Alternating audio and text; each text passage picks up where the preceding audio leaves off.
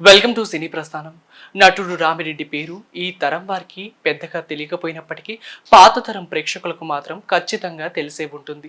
విలనిజానికి సరికొత్త అర్థం చెబుతూ తెలుగు సినిమా ఇండస్ట్రీలో తనకంటూ ఓ ప్రత్యేక గుర్తింపును సంపాదించుకున్నారు. అంకుశం సినిమాతో ఇండస్ట్రీకి ఎంట్రీ ఇచ్చిన ఆయన అంకుశం రామిరెడ్డి పేరును తన ఇంటి పేరుగా మార్చుకున్నారు.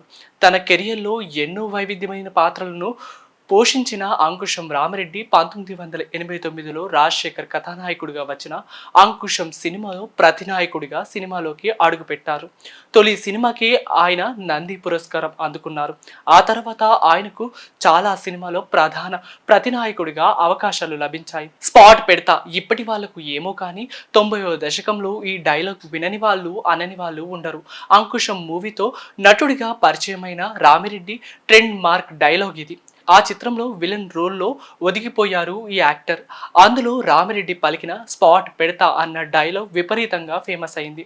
ఫస్ట్ మూవీనే బ్లాక్ బస్టర్ అవ్వడంతో ఆయనకు వరుసగా అవకాశాలు వచ్చాయి. తెలుగులో మాత్రమే కాదు అటు బాలీవుడ్లో సైతం సత్తా చాటాడు.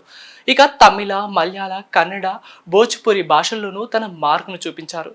250కి పైగా చిత్రాల్లో విభిన్నమైన పాత్రలతో మెప్పించారు రామిరెడ్డి. ఆయన చివరి చిత్రం మర్మం. రామిరెడ్డి చిత్తూరు జిల్లా వాయల్పాడు సమీపంలో ఒబులాపూర్ పల్లెలో జన్మించారు. ఆయన చదువంతా హైదరాబాద్లోనే సాగింది. ఉస్మానియా యూనివర్సిటీ నుంచి జర్నలిజంలో పట్టా పొందిన ఈయన నటుడు కాకమునుపు ఓ ఉర్దూ పత్రికలో జర్నలిస్ట్గా పనిచేశాడు. ఆయనకు భార్య, 2 కుమారులు, 1 కుమార్తె ఉన్నారు.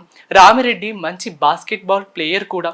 కోడి రామకృష్ణ తీసిన చిత్రాల్లో రామిరెడ్డికి మంచి పాత్రలు దక్కాయి. ఎక్కువగా విలన్ గానే కనిపించిన పెద్దరికము, అనగనక ఒక రోజు లాంటి సినిమాల్లో మాత్రం టిపికల్ రోల్స్ చేశారు. అనగనక ఒక రోజు, అడవి చుక్క, నాగప్రతిష్ఠ, తెలుగోడు, జగద్గురు, శ్రీ షిరిడి సాయిబాబా, వీడు మనవాడే ఆయనకు గుర్తింపు తెచ్చిపెట్టిన సినిమాలు. కాలేయ సంబంధిత వ్యాధి కారణంగా 55 ఏళ్ల వయసులోకే 2011లో ఆయన కన్నుమూశారు.